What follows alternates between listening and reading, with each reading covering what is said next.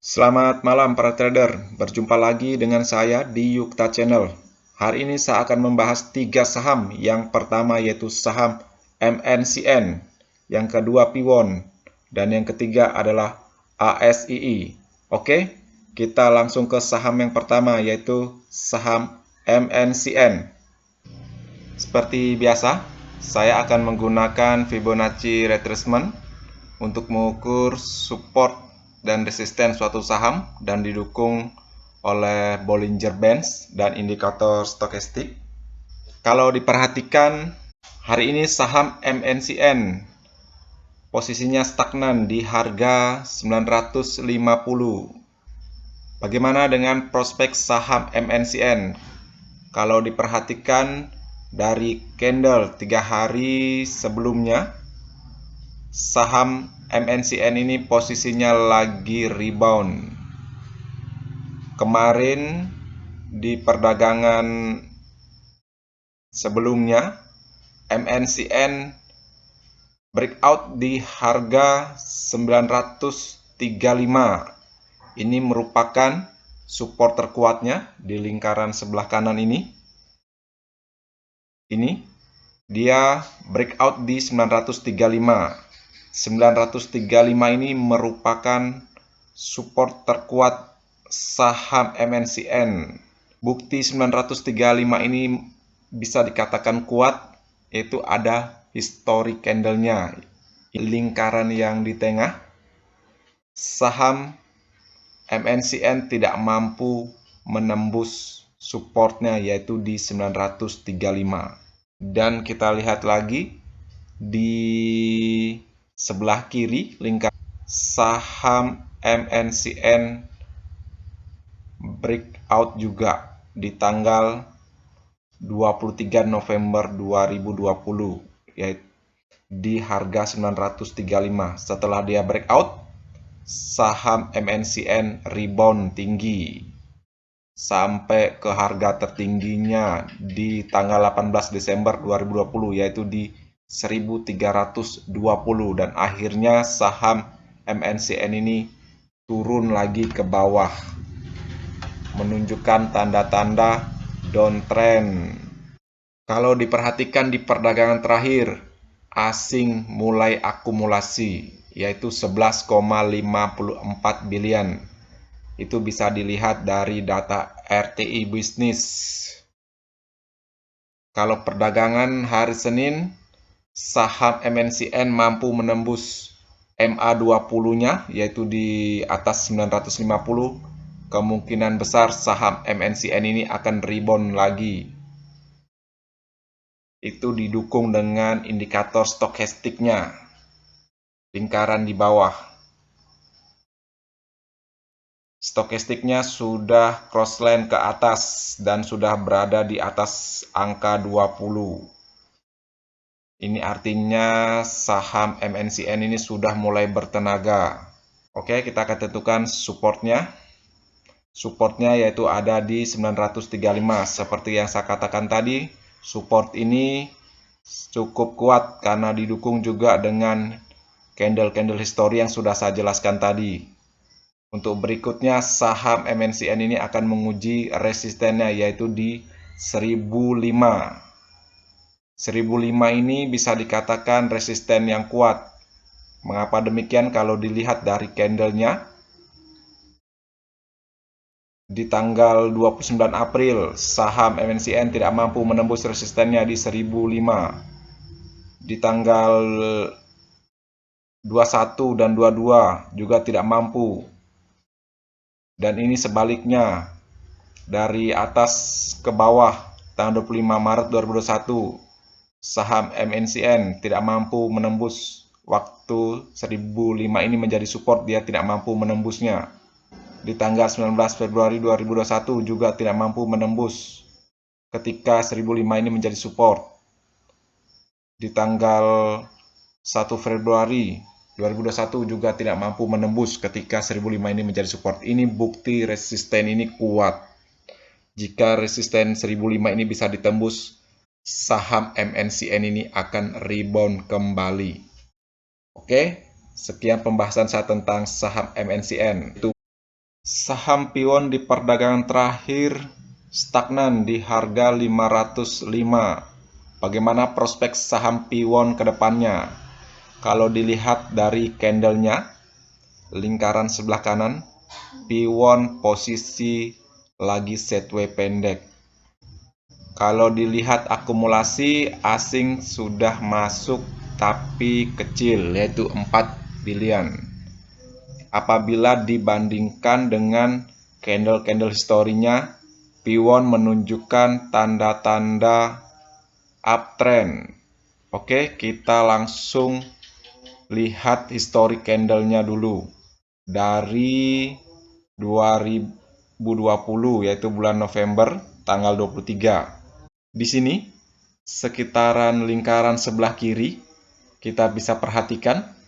Di sini posisi di bulan November 2020, saham Piwon juga posisinya lagi sideways di atas supportnya yaitu 495 secara Fibonacci.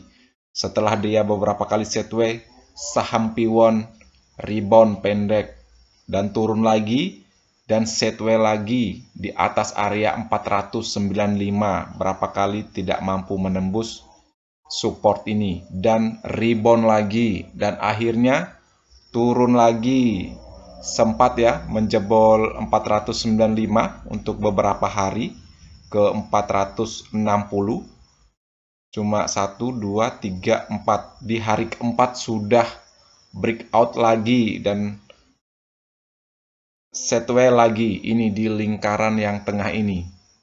Setelah sideways, saham Piwon ini rebound lagi, yaitu di resisten tertingginya 615 dan akhirnya di sini uptrendnya patah dan turun dan kembali lagi ke supportnya yaitu 495 dan di sini lagi sideways lagi. Ini kanan kedua, lingkaran kanan kedua, kita bisa lihat tidak mampu menembus 495 dan akhirnya uptrend pendek lagi dan turun lagi. Dan yang terakhir sebelah kanan, lingkaran sebelah kanan, tidak mampu lagi menembus 495. Ini tanda-tanda saham Piwon ini bakal rebound.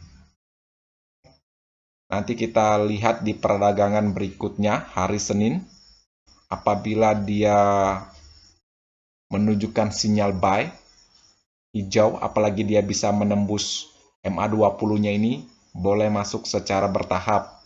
Kalau diperhatikan saham Piwon ini uptrendnya pendek, downtrendnya juga pendek, bisa main secara swing. Oke, kita tentukan support dan resistennya dulu. Kalau support tentu saja di harga 495. Kalau dia tidak bisa menembus 495 ini sangat bagus, bisa masuk secara bertahap. Dan support kedua yaitu 460. Di tanggal sekitaran Januari 2021, saham Piwon ini sempat turun ke 460 dan cuma beberapa hari akhirnya breakout lagi di 495, cuma 4 hari di sini. Kalau diperhatikan dari indikator stokastiknya juga posisi garisnya lagi ada di bawah, tapi belum crossline ke atas. Apabila besok sudah crossline ke atas dan didukung dengan volume dan candle hijau, silahkan masuk secara bertahap. Oke, sekian pembahasan saya tentang Piwon. Kita lanjut ke saham yang ketiga yaitu ASII. Perdagangan terakhir saham ASII turun terkoreksi 2,42%. Bagaimana prospek saham ASII ke depannya? Kalau diperhatikan dari candlenya, saham ASII ini lagi downtrend. Kalau dilihat dari stokastik, memang posisi sudah di oversold di bawah dan kemarin sempat crossline dan balik arah lagi. Di perdagangan terakhir, asing distribusi pada kabur, yaitu sebesar 37 billion. downtrendnya saham ASI ini kemungkinan besar dipengaruhi dengan kinerja laporan keuangan kuartal 1 yang lagi menurun bila dibandingkan dengan laporan keuangan kuartal 1 2020. Oke, kita tentukan support dan resistennya. Kalau supportnya di 4.975. Apabila saham ASI ini turun dan menyentuh 4.975 dan mantul, silakan masuk secara bertahap. Dan yang kedua yaitu di 4.450. Secara Fibonacci apabila sudah menembus 4.450, bisa dikatakan saham ASI ini akan downtrend panjang, karena ini salah satu support yang paling kuat, karena di harga 4.450 ini adalah momen uptrendnya saham ASI, yaitu dari 30 September 2020 sampai di 14 Januari 2021 di harga tertingginya 6.925 dan akhirnya tidak mampu